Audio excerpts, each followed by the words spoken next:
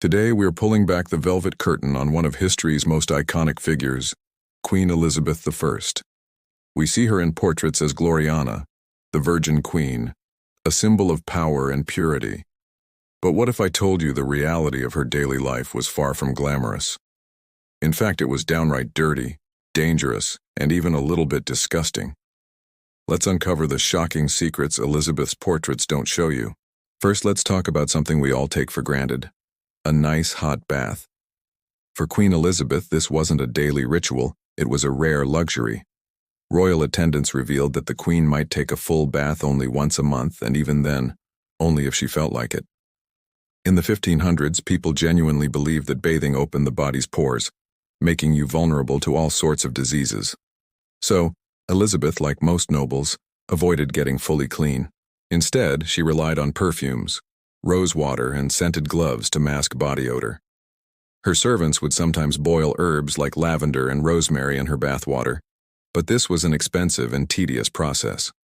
More often, she preferred a quick freshen up with cloth soaked in vinegar or alcohol.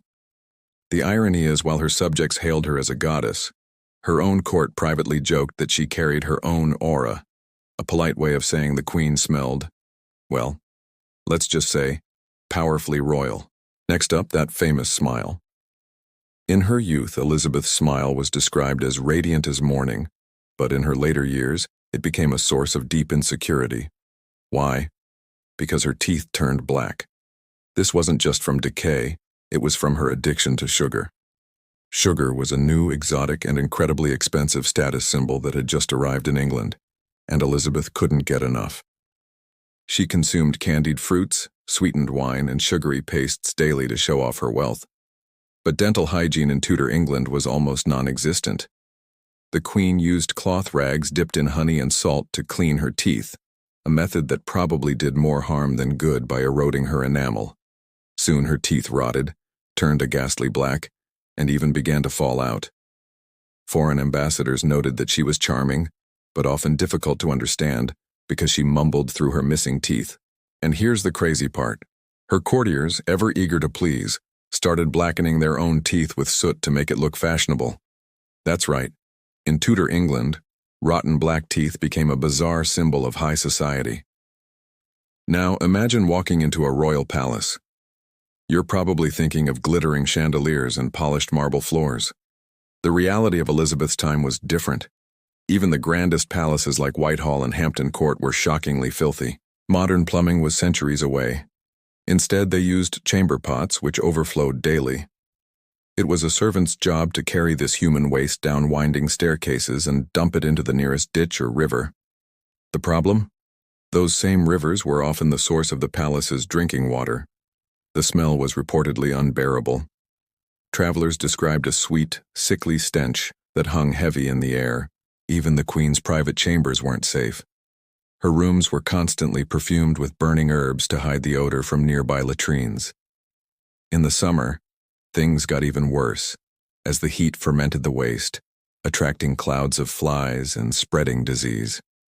One visitor wrote that walking through the palace gardens felt like treading upon corruption. Yet this was the world Elizabeth lived in. To the Tudor mind, this was just the smell of civilization. Perhaps the most iconic part of Elizabeth's image was her face, that pale porcelain skin that became the trademark of English royalty. But this look came at a deadly price. To achieve her famous white complexion, she used a cosmetic called Venetian ceruse. It was a thick paste made of white lead and vinegar. She would apply it in heavy layers to cover scars left by a bout of smallpox in her youth, giving her face an unnatural, mask-like glow. Over years of use, the lead seeped into her skin, poisoning her blood and damaging her nervous system. Historians believe her skin began to crack and peel beneath the makeup, forcing her to apply even thicker layers to hide the damage, a truly vicious cycle.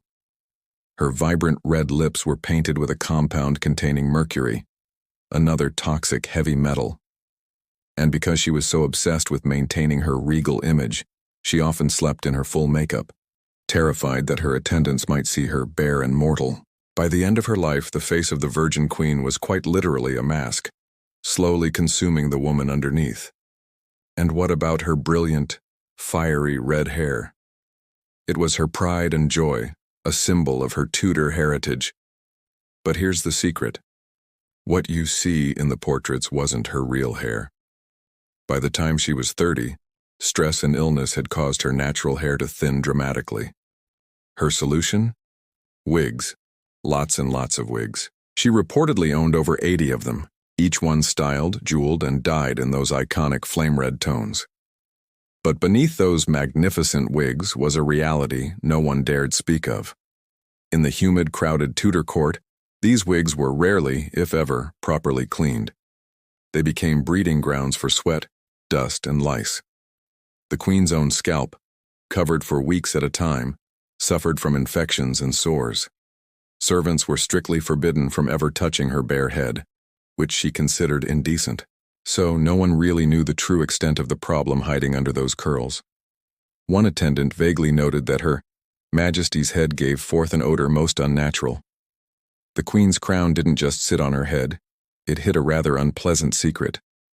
So with all this, the questionable hygiene, the rotting teeth, the toxic makeup, how did Elizabeth I manage to rule for 45 years and become one of England's most successful monarchs? She defeated the Spanish Armada, sponsored an age of exploration, and inspired Shakespeare.